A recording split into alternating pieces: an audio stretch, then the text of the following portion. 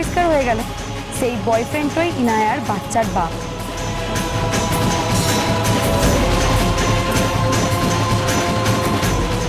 Police সবটাই জানে, ইনায়াকে অ্যারেস্টও করা হচ্ছে।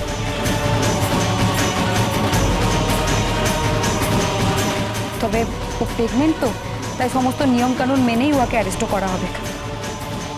আর ওই নিসিংহ প্রসাদ চেষ্টা করেও কিছু করতে পারবে না। ইনায়া উড়নবাবুর নামে যে অভিযোগটা করেছিল যে উড়নবাবু ওর সন্তানের বাবা, সেই অভিযোগটা মিথ্যে প্রমাণিত হয়ে গেল।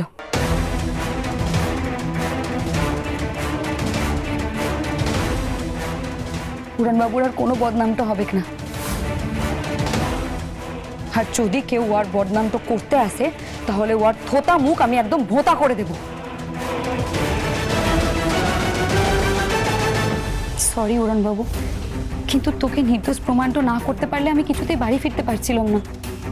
এখন সব কিছু ঠিক আছে, আর চিন্তার কিচ্ছু নেই। তুই আমাকে ক্ষমাটা করে দিস।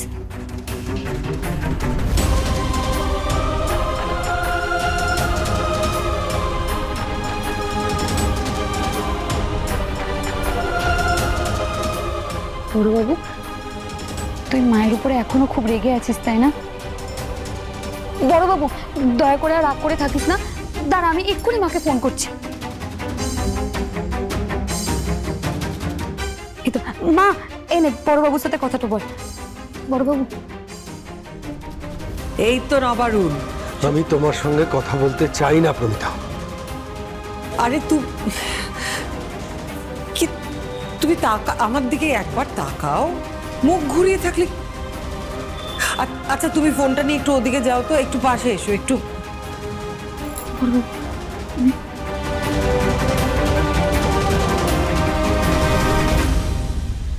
বলো। প্লিজ নবারুণ, ট্রাস্ট মি, আমি একটা ভীষণ ইম্পর্টেন্ট কাজে এখানে হঠাৎ এসেছি, না হলে আমি আসতাম না। প্লিজ আমাকে এই কাজটা করতে দাও। ইম্পর্টেন্ট কাজ? তোমার আজকাল এমন ইম্পর্টেন্ট কাজ চলে আসছে যে তুমি তোমার স্বামীকে সেটা বলতে পারছো না। অদ্ভুত, যাকে জীবনের সব কথা বলতে পারতে তাকে আজকে কিছুই বলতে পারছো না।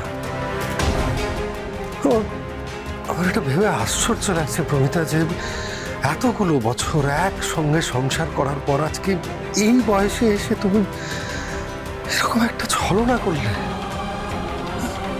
কেন? লুকোচুরি করার কি দরকার ছিল প্রমিতা?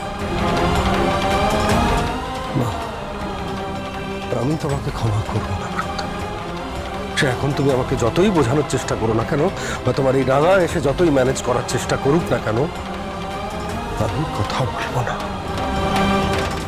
আমার প্রমিতা, সিরিয়াসলি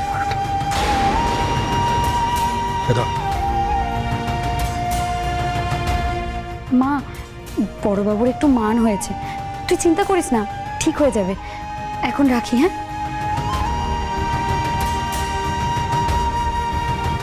এই পরিবারটার উপরে যে আক্রমণ করতে আসবে, তাকে আমি এভাবেই সায়স্তা করব।